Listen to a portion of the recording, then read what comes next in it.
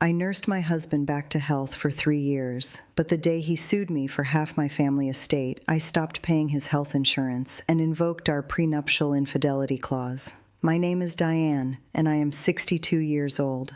Before I share how they lost everything because of their own greed, let me know where you are watching from in the comments below. Hit like and subscribe if you believe toxic people always get the karma they deserve. But to understand how they ended up with absolutely nothing, we have to go back to... My earliest memory of those 3 years is the sound of the pharmacy door whooshing closed behind me, an empty pill bottle rattling in my pocket like a metronome. I gave up my weekends first, church luncheons, bridge nights, the annual Mayberry trip with Claire and the girls, because chemo meant unpredictable nausea and days when he couldn't keep water down. I rearranged schedules, learned the names of drugs with syllables I couldn't pronounce, and learned to call oncologists without trembling. When he came home after his first hospital stay, I slept in the recliner to be the first to hear any wheeze, the first to catch the panic in his eyes when a fever spiked at 3 a.m. A month into the treatment, I began writing down everything I paid for. It started as small accountability, co-pays, parking meters, a taxi when his legs refused to cooperate. But the notebook turned into a ledger, mortgage top-ups, extra groceries when his appetite came back and then disappeared, airfare for specialists across state lines. I maxed out a line of credit we had never touched. I cashed in a modest 401k that had been my mother's safety net. When the oncology nurse pressed my hand and said, "You're shouldering a lot," I smiled and said, "He needs me." Saying it aloud felt safer than thinking about how empty my own bank account was getting. At first, the disrespect was small and slick as oil. He would forget to refill his inhaler and expect me to do it on an hour's notice, then complain about being smothered when I sat close in the living room. He took my quiet patience for granted. I drove him to follow-up scans and sat through the same slideshows about ward-side programs while he scrolled through his phone. Once, in the middle of a chemo session, he leaned toward me and whispered, "You know I don't want you to give up your savings." It was a joke with teeth, a reminder that my money and my time were negotiable in his mind. A year after diagnosis, the disrespect hardened into entitlement. We started calling his mistress Beth in the margins of my journal, not to be cruel, but to keep track. Texts would arrive late at night, at first carefully coded, then frank. "Can't wait to see you. When he wakes up, come over." I didn't confront him at once. I had been taught to keep peace at any cost.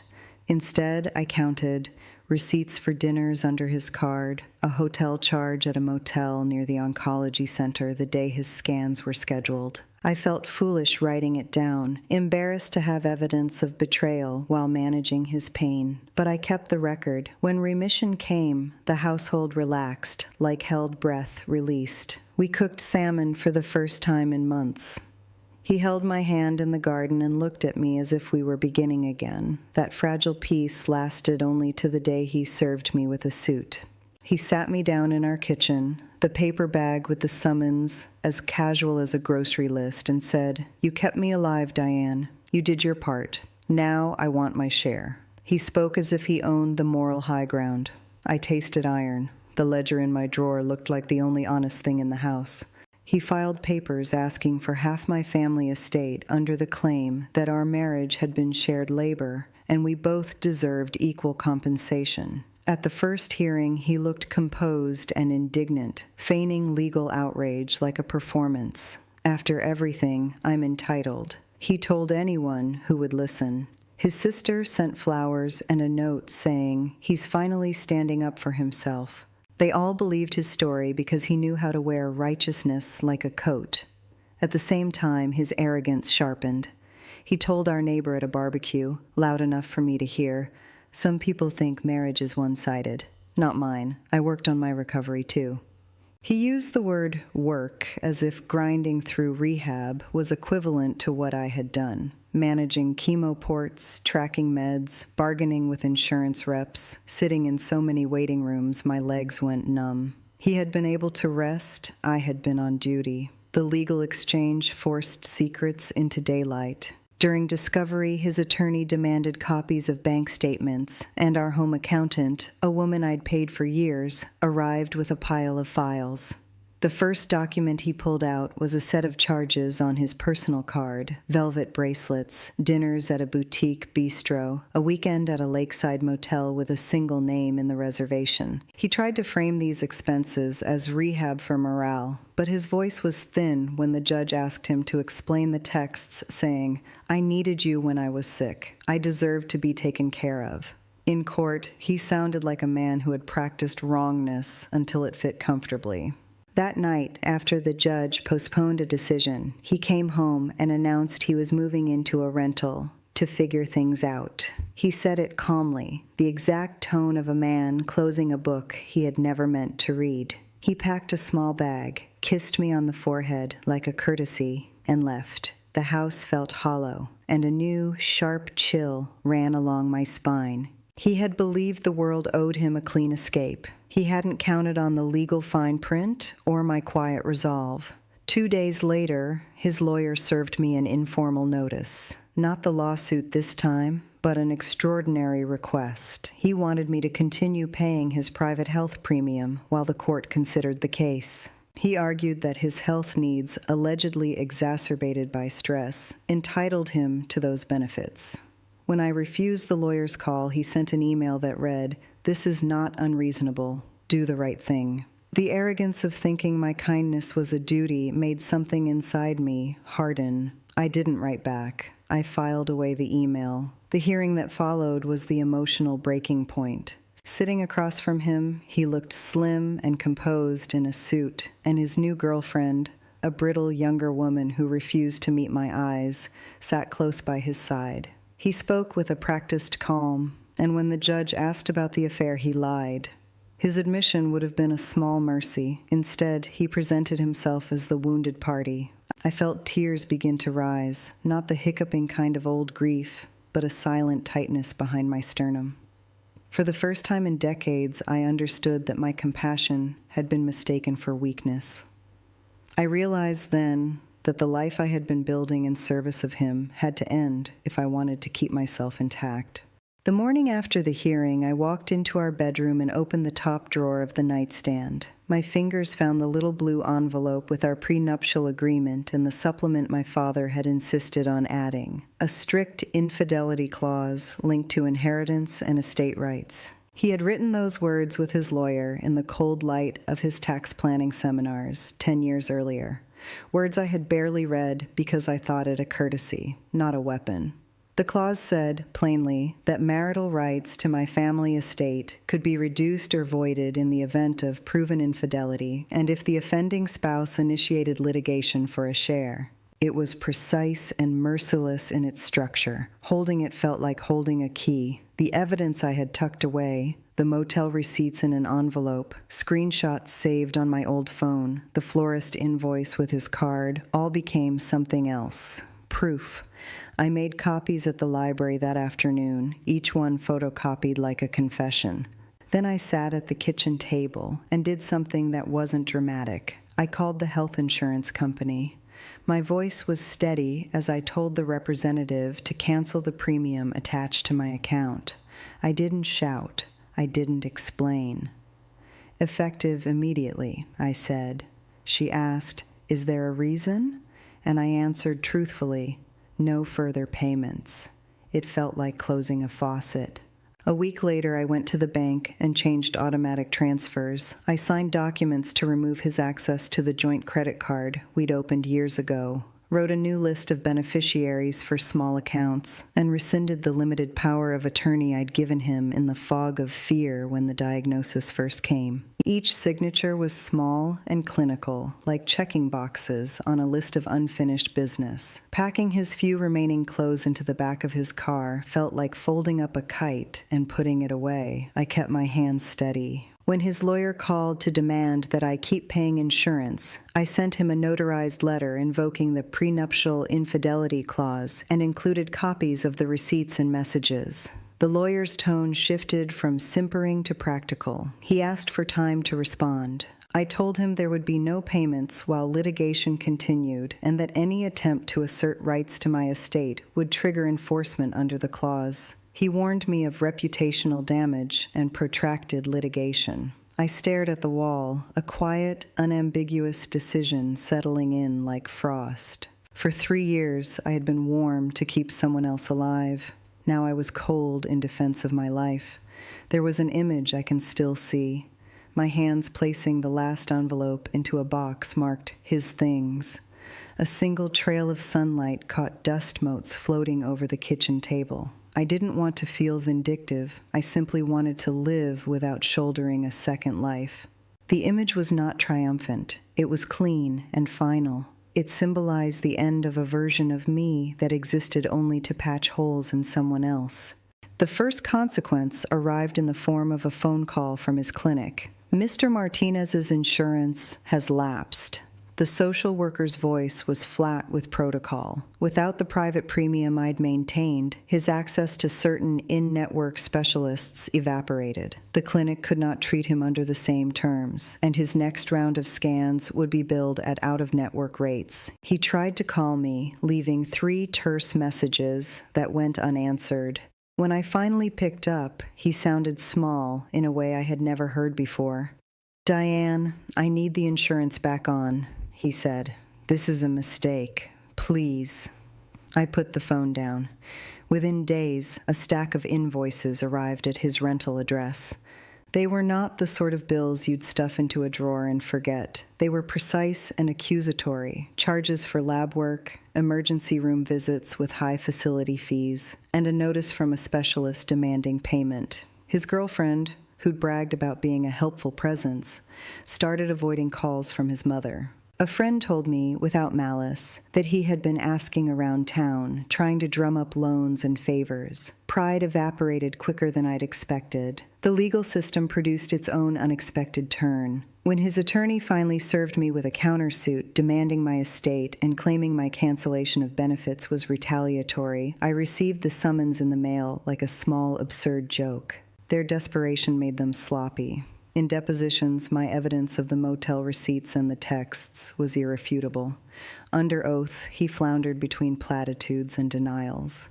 The judge asked about the prenuptial provision, and the air in the courtroom changed. Legal counsel that had once been a buffer became a net under which his claims tangled. While the legal battle unfolded, an unforeseen consequence emerged. His employer, a small firm that had extended certain benefits to him because of his stable household, conducted a routine HR audit triggered by the insurance hiccup. They discovered several unauthorized withdrawals from company expense accounts that he'd routed to a shell vendor. There were memos he had signed that appeared to shift discretionary funds into accounts linked to his girlfriend's consultancy.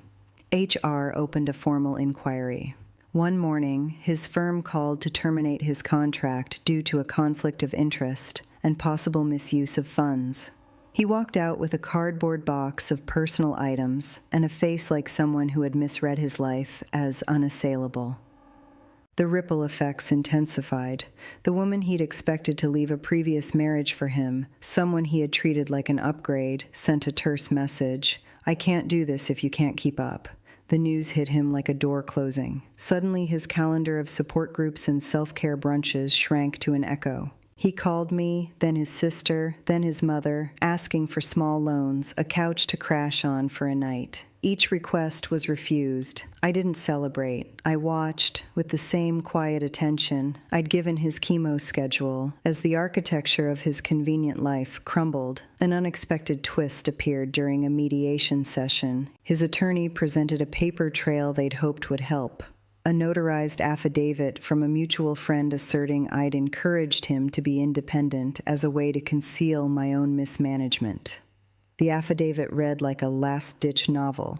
But when the friend was called into court, her memory faltered. She blinked under oath and admitted she had been coached into making the statement by his counsel. Perjury shadows began to trail their case. The judge admonished the friend, and the credibility of their whole position frayed. In the end, their legal machinery, bolstered by arrogance, began to rust under its own weight. They came back into my life like weather, unpredictable and self-interested. First, his sister arrived at my door with a casserole and a face full of contrition. "We didn't know," she said, which was the kindest falsehood I'd heard. Then he called in the middle of a rainstorm, his voice tight, asking for shelter for the night. Each return was an audition for forgiveness he had not earned.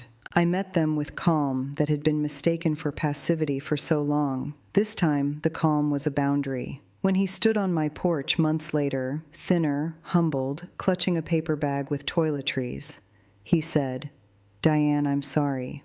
I'll sign whatever you want. Just, please." The pleading was quiet, not theatrical.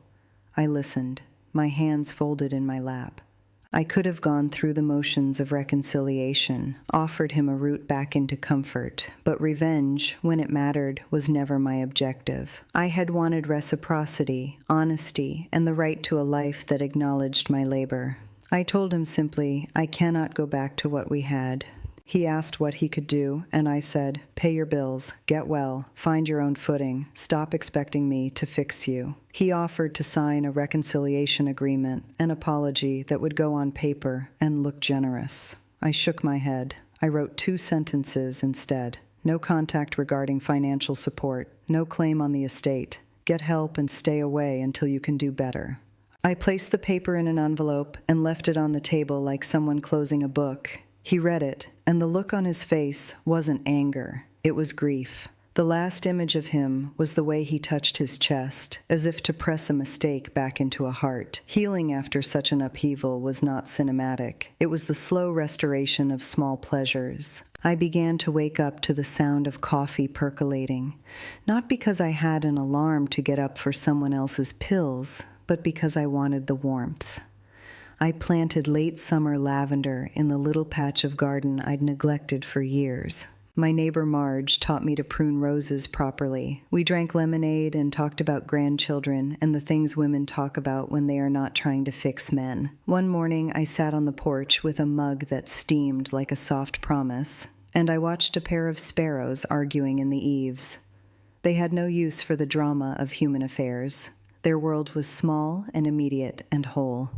Letters arrived from friends I'd neglected during the hardest years. Claire called with a simple, "We missed you at the reunion," and the invitation was not to atone, but to be present again. I started a small support group at the library for women who had been caregivers, a practical circle where we traded resource numbers and held the kind of hands that didn't ask for payback. The group became a balm. We spoke of pain and also of the strange pleasure of shelves rearranged for lunch leftovers that were ours alone. In the end, the courtroom sealed what my quiet actions had already decided. The judge applied the prenuptial clause. Because he had pursued litigation and because there was documented infidelity, his claim on my family estate was denied. The judge's words were spare and mechanical, but I felt them cushion me like a blanket. He left the courthouse with his legal defeat and his medical debts. He would carry the consequences of choices he had thought were without price. I did not gloat. I folded my hands and let the weight of the last few years settle like dust shaken out of a rug. On summer evenings now, I make a pot of tea, sit on the porch, and watch the neighborhood come home. I have my own little rituals, a towel folded on the chair back, a calendar with my appointments penciled in bold so I won't forget to put myself first. There are quiet mornings when I thumb through old photo albums and see a younger version of me, softer, more willing to forgive. I do not regret the tenderness that once defined me. I only regret that it was so misunderstood. Sometimes, when the post brings nothing but bills or garden catalogs, I feel the old ache. It comes and goes like tide, but it is tempered now by the knowledge that kindness is not the same thing as surrender. I watch my hands as they grow calloused with their own work. Pruning shears, a spatula, flipping pancakes, the steady stroke of a pen, signing up for a pottery class. Life kept moving forward, and so did I. The house is quieter, yes, but the quiet is mine, and in it I have found dignity.